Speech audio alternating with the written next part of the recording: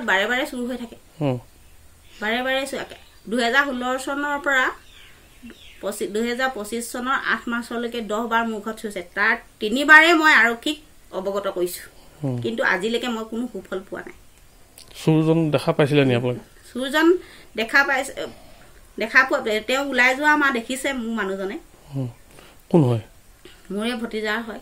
নাম কি কৃষ্ণ কমল গগৈ থানালৈ গ'ল থানাত কি ক'লে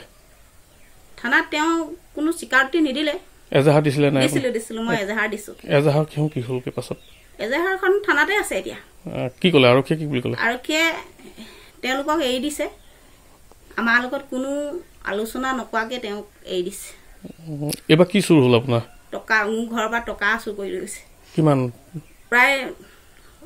5000 5000 হয় আপুনি কি কাম কৰে মই কাপোৰৰ ব্যৱসায় কৰোঁ হয়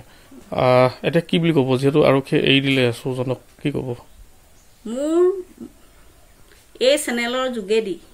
মুখ্যমন্ত্ৰী ডাঙৰীয়ালৈ এয়াই অনুৰোধ মোক ন্যায় লাগে ন্যায় মানে মই